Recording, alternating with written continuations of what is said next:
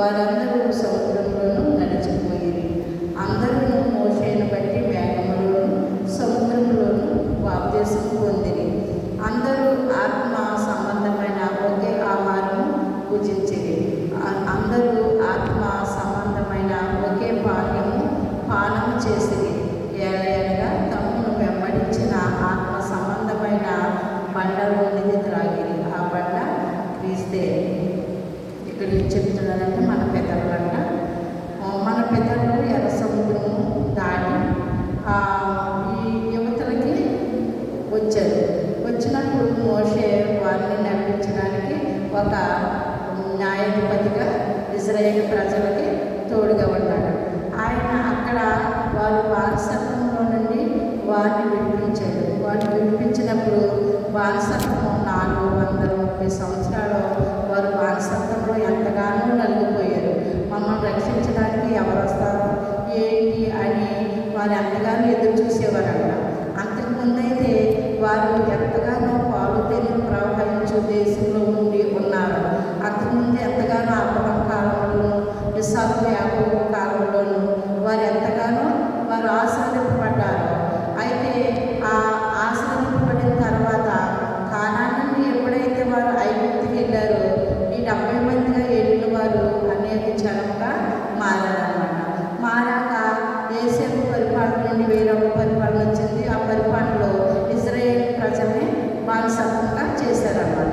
బానిసత్వం చేసినప్పుడు వారు బానిసత్వంగా ఉన్నప్పుడు అప్పుడు వారు యెహోవాకు మొరపెడుతున్నారంట. మమ్మల్ని విడిపించడానికి ఎవరు వస్తారని మొరపెట్టినప్పుడు అప్పుడు ఆ రోజుల్లో మోషే గారు వారికి ఒక నాయకుడిగా వెళ్ళారన్నమాట.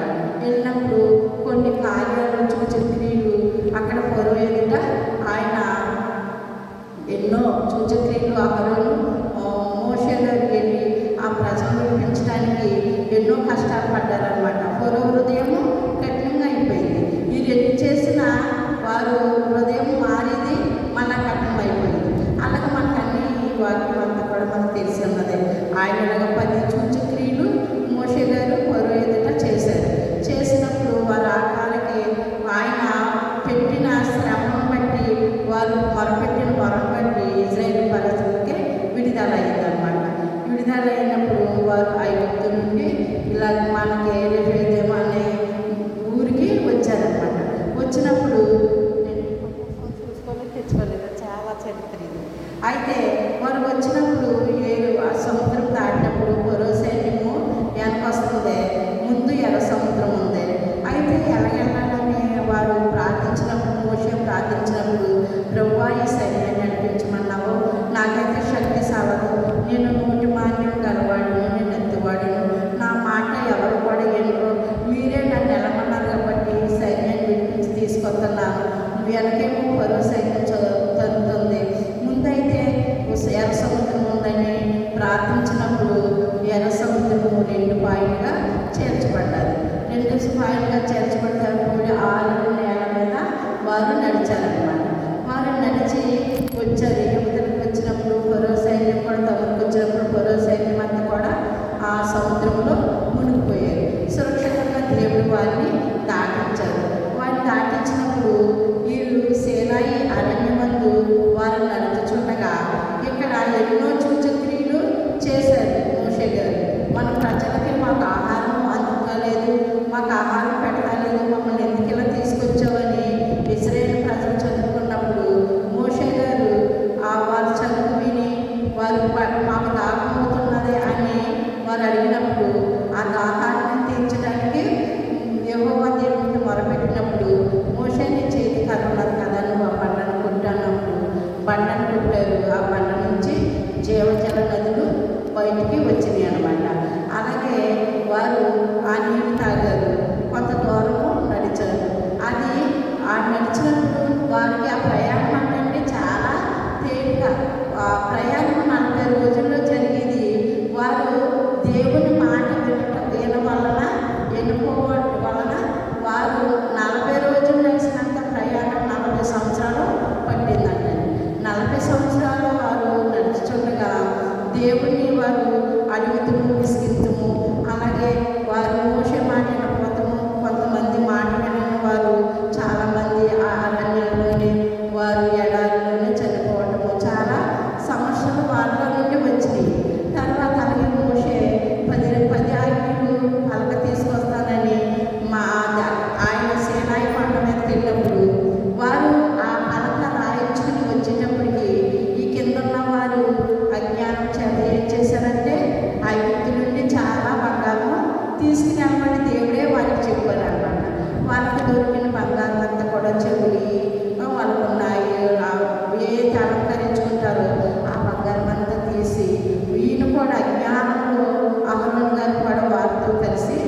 బంగారం అంతా తీసేసి ఒక దూడని తయారు చేసి ఆ దూడకి మీరు పూజించి నమస్కరించి ఒక పండుగగా చేసుకుని ఎంతగానో డాన్స్ చేస్తున్నారండి.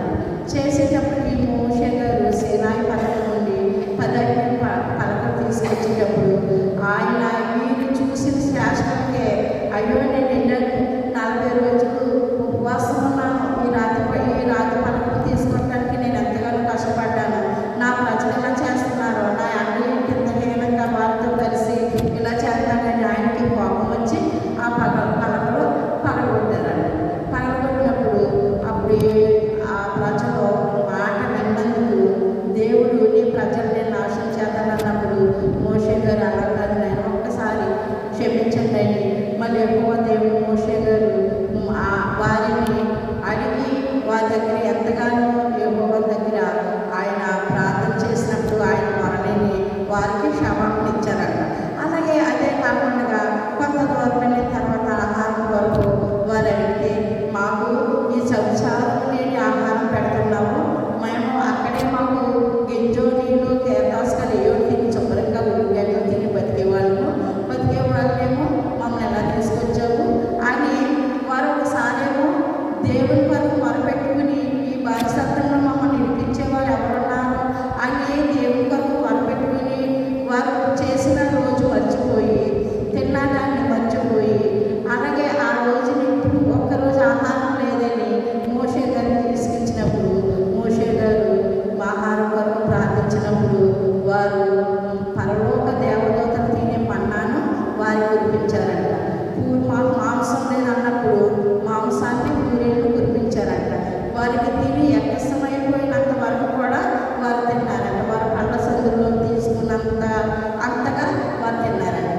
అలాగే ఎన్నో సూచక్రియలు చేసి మోషే గారు వారిని నడిపించినప్పుడు అప్పుడు ఇక్కడేమన్నారంటే మా పితరులందరూ మేఘం క్రింద నుండి వారందరూ సముద్రంలోనూ నడిచిపోయి అందరూ మోషేని బట్టి మేఘంలోను సముద్రంలోనూ బాప్తిసము పొందారు.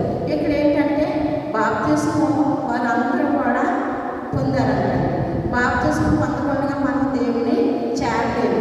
మన ప్రతి ఒక్కరూ కూడా మనసు మాత్రం ఉంటుంది, నన్ను బాప్తిసం పొందినవాడు రక్షింపబడును, నమ్మని వానికి శిక్ష విధింపబడును అని అంటారు. మనం దేవుని